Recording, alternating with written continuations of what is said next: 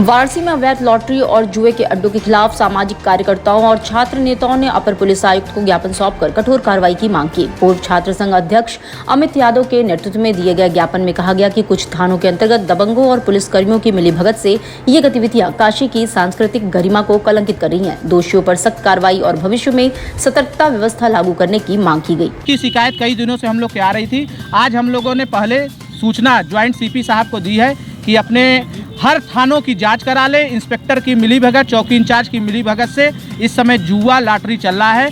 आप जांच करा के उन दोषी पुलिसकर्मियों को पहले जांच चिन्हित कर लें, उसके बाद बर्खास्त करें। और साथ ही साथ एक चीज़ और है कि इस समय जो भी अपराधी जो जमानत करा के आए हैं वो आर्थिक रूप से, मुख्यमंत्री जी कहते हैं कि जीरो टॉलरेंस है, अपराधियों की कमर तोड़ देंगे, लेकिन अपराधी तो फल फूल रहे हैं और उन्हीं के पुलिसकर्मी उनको फल फुला रहे हैं। 1-1 लाख रुपए एक जुआ लॉटरी के अड्डे से 1-1 लाख रुपए उन गुंडों माफियाओं को पहुंच रहे हैं। पुलिस को 5 लाख रुपए पहुंच रहे हैं, जिसकी जांच हो और अगर जो भी लिप्त हो उसमें, चाहे अपराधी हो चाहे पुलिस हो, इसमें सबको कार्रवाई करके जेल भेजा जाए और बनारस में लॉटरी जुए का सिस्टम एकदम से नेस्तनाबूद हो। नहीं तो हम लोग 48 घंटे बाद अभी दिए हैं, नहीं तो जिस दिन मुख्यमंत्री उत्तर प्रदेश बनारस में आएंगे तो बनारस में स्वागत नहीं होगा, लॉटरी शहर बनारस में उनका स्वागत करके हम लोग हर जगह पोस्टरबाजी करके उनका स्वागत करेंगे।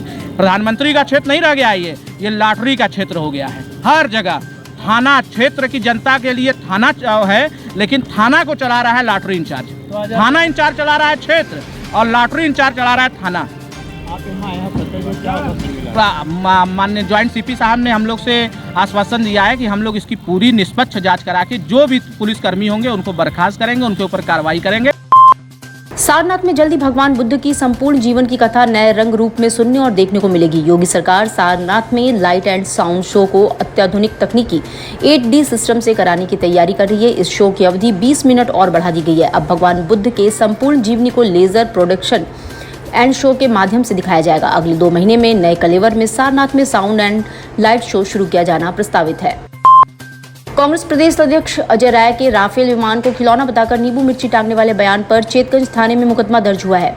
राष्ट्रवादी हिंदू शक्ति वाहिनी के कार्यकर्ताओं ने बयान को सेना का मनोबल तोड़ने और पाकिस्तान को बढ़ावा देने वाला बताते हुए तहरीर दी है। संगठन के राष्ट्रीय अध्यक्ष डॉक्टर प्रदीप गुप्ता ने इसे राष्ट्रद्रोह करार देते हुए सख्त कार्रवाई की मांग की, क्योंकि बयान से पाकिस्तानी मीडिया ने भारत के खिलाफ प्रचार किया। प्रदेश अध्यक्ष अजय राय के विरुद्ध क्या है मामला, क्यों दर्ज कराए हैं आप?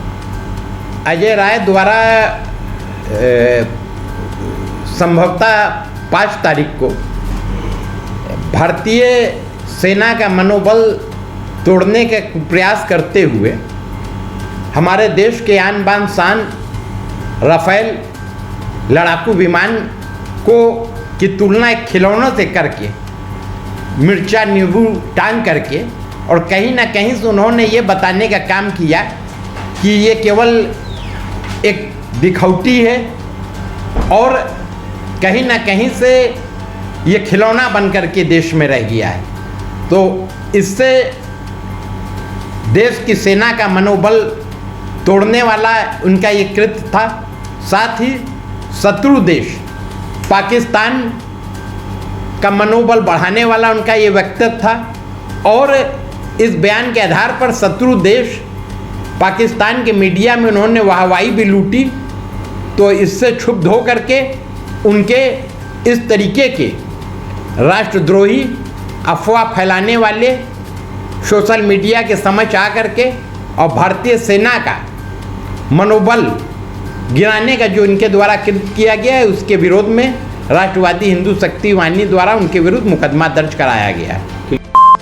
जम्मू कश्मीर के पहलगांव में आतंकी हमले के जवाब में भारतीय सेना ने ऑपरेशन सिंदूर के तहत पाकिस्तान की कई चौकियों को नष्ट कर सर्जिकल स्ट्राइक की। प्रधानमंत्री नरेंद्र मोदी के संसदीय क्षेत्र वाराणसी में विश्व हिंदू परिषद कार्यकर्ताओं ने मिठाई बांटकर और भारत माता की जय के नारों के साथ जश्न मनाया। जिलाध्यक्ष राजेश मौर्य ने इसे मोदी के वादे का सबूत बताया, जबकि राष्ट्रीय मंत्री कृष्णा पांडे ने पाकिस्तान को और सख्त कार्रवाई की चेतावनी दी। किस तरह का आप लोग आज मिठाई खिलाते? जैसा कि पहलगाम में पाकिस्तान ने बहुत ही कायरतापूर्ण कार्य किया था और मोदी जी ने दिखा दिया कि उनका 56 इंच का सीना है। पाकिस्तानियों के लिए बहुत ही कड़ा जवाब है। बात की जाए तो जिस तरह से सर्जिकली स्ट्राइक की है भारत की ओर से, कड़ा जवाब तो आप लोग किस तरह से उत्साह है? आज देश में पूरा हर्षोल्लास है और सभी लोग दूसरे को बधाई दे रहे हैं और ये मोदी जी का ये देन है कि इन्होंने करारा जवाब दिया है पाकिस्तान को, ताकि दोबारा ऐसी हरकत ना कर सके। बातें जिस तरह से विपक्ष लगातार सवाल उठा रहा था, लेकिन अब उसकी जुबानों पर ताला लग गया, तो आप लोग किस तरह से देखें? विपक्ष का मुंह बंद है और वो भी एक दूसरे को बधाई दे रहे हैं, मिठाई खिला रहे हैं। बनारस घराने की महान ठुमरी गायिका गिरजा देवी की 96वीं जयंती भोर प्रणाम कार्यक्रम के साथ मनाई गई। तुलसी घाट से क्रूज पर सवार संगीतकारों और श्रोताओं ने उनकी सांगीतिक विरासत को श्रद्धांजलि दी। पद्मश्री साजन मिश्रा, मालिनी अवस्थी और राहुल रोहित के गायन ने सभी को भाव विभोर किया। ठुमरी, ख्याल, टप्पा सहित विभिन्न विधाओं में अपनी आवाज से गिरजा देवी ने बनारस को विश्व पटल पर पहचान दिलाई थी। उत्तर प्रदेश की योगी सरकार ने वाराणसी के सरसौली में करंट लगने से असामयिक मृत्यु का शिकार हुए परिवार के बेसहारा बच्चों और परिजनों के लिए आर्थिक सहायता प्रदान कर उनका सहारा बनने का सराहनीय कार्य किया है। राज्य मंत्री रविंद्र जायसवाल ने गुरुवार को पीड़ित परिवार को 5 लाख रुपए की राहत राशि का चेक सौंपा।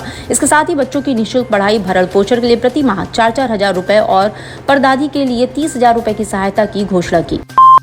काशी विश्वनाथ धाम में मध्याह्न भोग आरती के बाद त्रिवेणी संगम के पावन जल से बाबा विश्वनाथ का जलाभिषेक हुआ। जन कल्याण, विश्व शांति और सनातन धर्म की रक्षा के संकल्प के साथ आयोजित इस कार्यक्रम में कुलदीप नारायण पांडे, मनोज उपाध्याय और रमेश चंद्र ओझा ने विशेष भूमिका निभाई। पहलगांव आतंकी हमले के खिलाफ सनातन प्रतिवाद के लिए यह जलाभिषेक किया गया।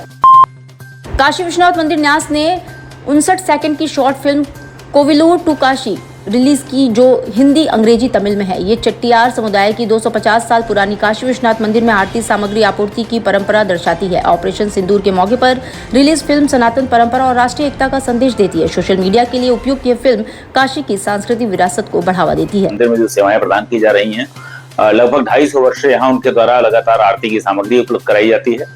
यहाँ जो भी भोजन व्यवस्था संचालित हो रही है, उसमें भी कोविलूर मठ और कोविलूर स्वामी का एक महत्वपूर्ण उनका कंपोनेंट है, वो भाग लेते हैं। तो इन चीजों को रेखांकित करते हुए एक शॉर्ट मूवी बनाई गई थी। इस समय जब अभी पहलगाम आक्रमण के पश्चात लगातार जो भारतीय सेना का प्रतिवाद चल रहा है, राष्ट्रीय एकता की बात हो रही है, तो विश्वेश्वर की श्रद्धा के माध्यम से उत्तर से दक्षिण, पूरब से पश्चिम, मिनी भारत कहे जाने वाले हमारे काशी में लोग आपस में जुड़े हुए हैं और यहाँ विश्वेश्वर की श्रद्धा से युक्त होकर भारत के विभिन्न क्षेत्रों के लोग आते हैं, अपनी सेवाएं देते हैं और काशी से प्रसाद और आशीर्वाद लेकर जाते हैं। इसी को रेखांकित करते हुए शॉर्ट फिल्म बनाई गई है। इसका आकार भी इतना छोटा रखा गया है जिससे mobile status, WhatsApp status, social media message में प्रसारित हो सके, तो सभी लोग इस फिल्म को देखेंगे और इससे राष्ट्रीय एकता की भावना का प्रसार होगा। इसी आशा और विश्वास के साथ श्री काशी विश्वनाथ मंदिर न्यास द्वारा अंग्रेजी, हिंदी और तमिल 3 भाषाओं में इस फिल्म को आज रिलीज किया गया है। हर हर महादेव। जिलाधिकारी सत्येंद्र कुमार ने पूर्वांचल विद्युत वितरण निगम लिमिटेड के निगम मुख्यालय में जीएमआर और जीनियस के network operation and monitoring centre room का निरीक्षण किया। इस दौरान प्रबंध निदेशक के साथ अधिकारियों ने रियल टाइम विद्युत आपूर्ति निगरानी प्रणाली, डेटा विश्लेषण और समस्या निवारण प्रक्रियाओं की विस्तृत जानकारी दी। डीएम ने उपभोक्ताओं सेवा की गुणवत्ता में सुधार के लिए आवश्यक दिशा निर्देश भी दिए।